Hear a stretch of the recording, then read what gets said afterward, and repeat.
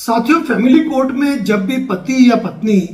Section 9 का मुकदमा लगाए, 125 सीआरपीसी भरण पोषण का लगाए, सेक्शन 13A तलाक का दावा लगाए, यानी कि पति मुकदमा फाइल करे या पत्नी मुकदमा फाइल करे, उस केस के एडमिट होने के बाद कोर्ट नोटिस जारी करती है और कोर्ट उन नोटिस को संबंधित कोर्ट को भेजती है और उस कोर्ट के जरिए वह नोटिस जो दूसरे शहर का हो या उसी शहर का हो,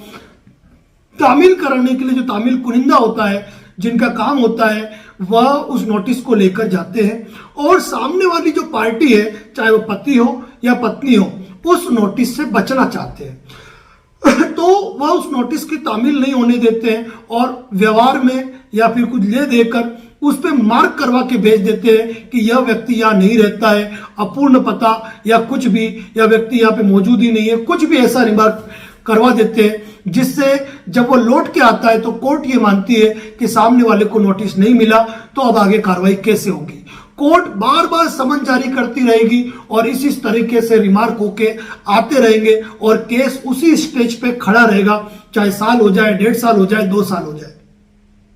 ऐसी अवस्था में यदि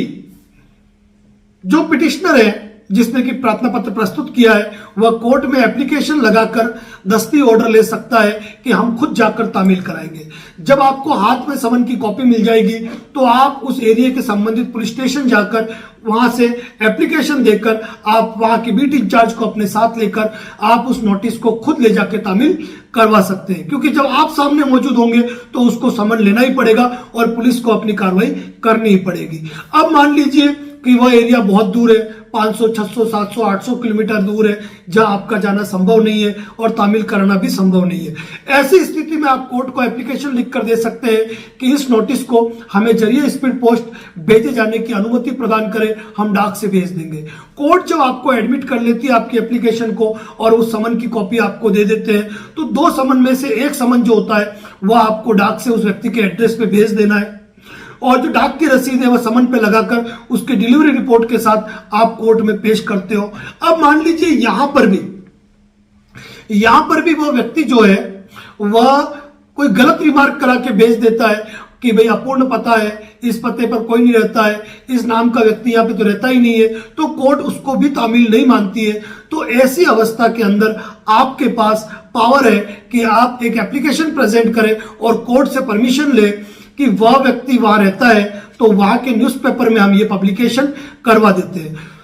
कोर्ट आपकी एप्लीकेशन को मंजूर करते हुए आपको समन की कॉपी देगी, जो आपको उस एरिया में जो अखबार सर्कुलेशन हो रहे हैं, उन सर्कुलेशन हो रहे अखबारों में से किसी एक अखबार में आप उस समन को पब्लिक कराएंगे और एज इट इज पोस्ट होगा, जिस प्रकार से समन दिया हुआ है उसी भाषा में वहां पे प्रिंट होगा। फिर उसके बाद उस समन की कॉपी,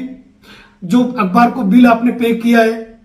उसकी रसीद और उस मूल अखबार के साथ में आप प्रेजेंट करेंगे अगली पेशी पे कि आपने पब्लिकेशन करा लिया है। ऐसी स्थिति में आपकी समन तामील मानी जाएगी और उसके बाद भी व्यक्ति कोर्ट में उपस्थित नहीं होता है, तो उसकी अनुपस्थिति में कोर्ट एक तरफा आपको सुनेगी और एक तरफा यानी कि एक्स पार्टी ऑर्डर आपके पक्ष में पारित कर देती है। यदि लगातार समन भेज रहे हैं और समन तामील नहीं हो रहे हैं, तो इस प्रकार आप एप्लीकेशन लगाकर आप अपने केस को प्रोसेस कर सकते हैं, चाहे वह केस भरण पोषण का हो, चाहे वह केस सेक्शन 9 का हो, चाहे वह केस 125 सीआरपीसी का हो। किसी भी केस के अंदर आप ये स्टेज फॉलो करते हुए आगे बढ़ सकते हैं। इसी प्रकार के अपडेट हमारे यूट्यूब चैनल, फेसबुक पेज पे दिए जाते हैं। चैनल पे नए हैं तो सब्सक्राइब और फॉलो जरूर करें और इसी प्रकार के और भी वीडियो हमारे इसी चैनल पर मिलेंगे, आप स्क्रॉल करके जरूर देखें। धन्यवाद। जय हिंद, जय भारत, जय मेवाड़।